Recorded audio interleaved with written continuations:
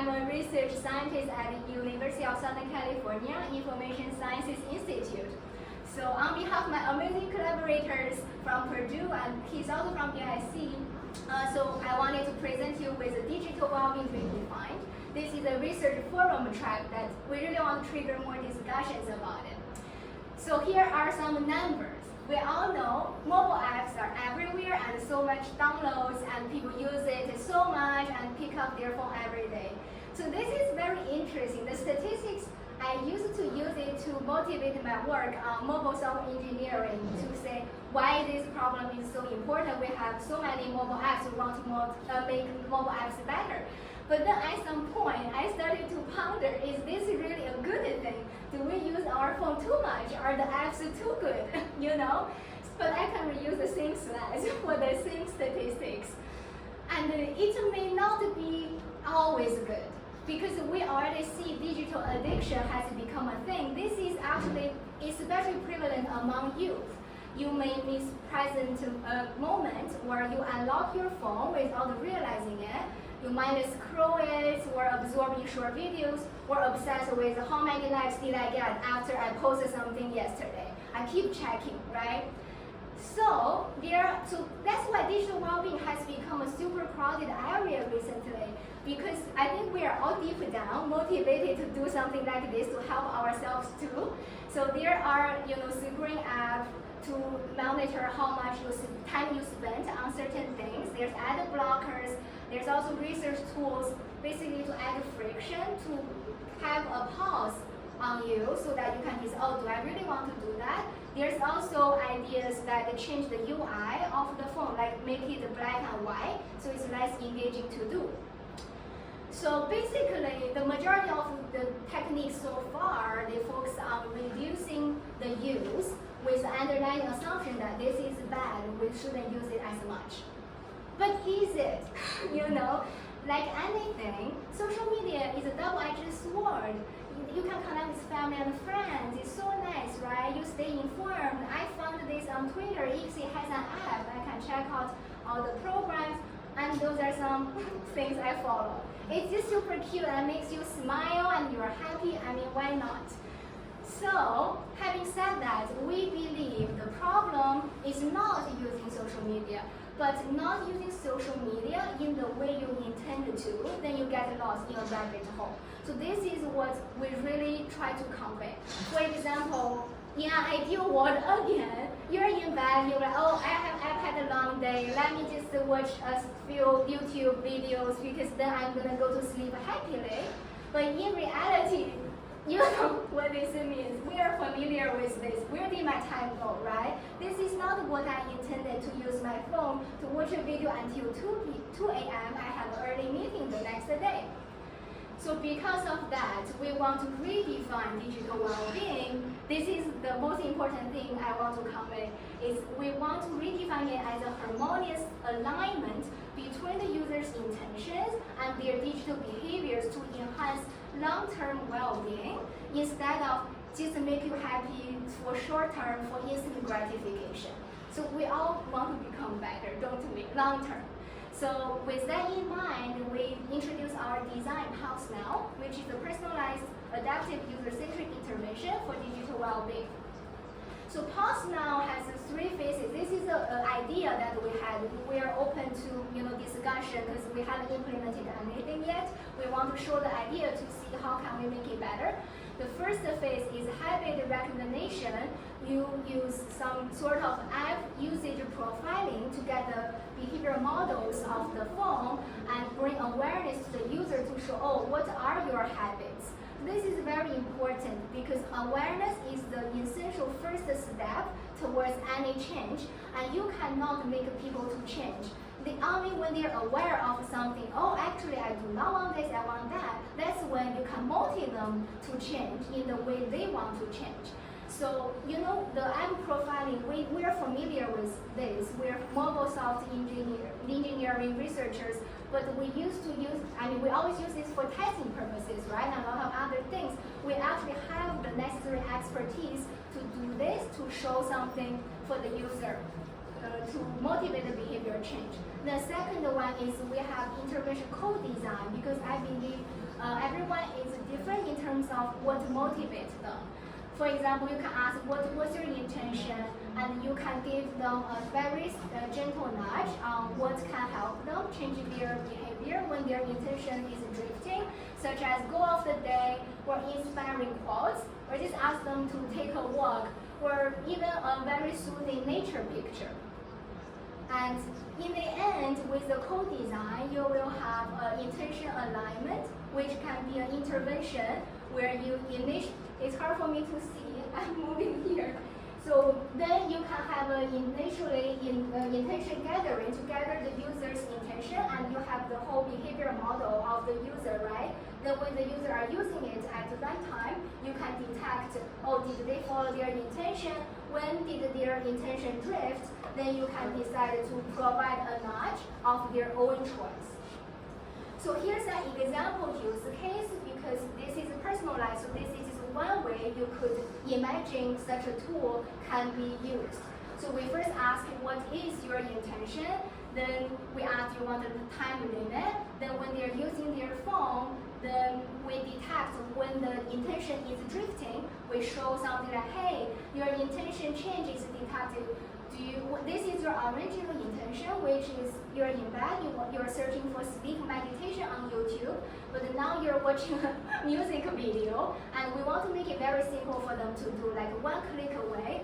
You update your current intention to, yes, I do want to watch music video, that's fine. Or you say, I go back to my original search, or show some motivational quotes. So these are co-designed with the user. You know, if it's a quote, then we show it and ask, how do you feel about this? Did it work? Then we gather the feedback throughout to improve the app. Then, as a software engineering researcher, this is a new domain, and what we wanted to convey is, here are some considerations we should think about. So we start with the key requirements. I will have more details in the paper if you're interested, but here I'll emphasize on what the requirements are. First is context-aware and user-centric to reflect both inter and intra-individual difference, because people struggle with different things. Some may be online forums like Reddit, some may be YouTube platforms, right? And they also, there's research showing they find different interventions effective for them. They are very different. Some people actually might be motivated by harsh criticism than encouraging words. And there's also intra difference when it's the same person, same app, but their intention can change. For example, on YouTube, maybe I want to watch this episode of Wings Talk. Okay, then I want to finish it. So in this case, I actually want to spend more time to finish this instead of getting distracted, versus sometimes in leisure time, maybe I want to only spend 10 minutes on watching a short happy video, then I'd be done with it. So your intention even on the same app, same person can be very different. And also, as I mentioned, the importance of self-awareness, we want to bring awareness to the user, because lack of awareness can lead to autopilot habitual tendencies, such as driven by the recommendation algorithm of the apps. So we wanted to help users to build a long-term healthier habits in the end. We think that's very important. So for example, I don't know if you have read this book called Atomic Habit.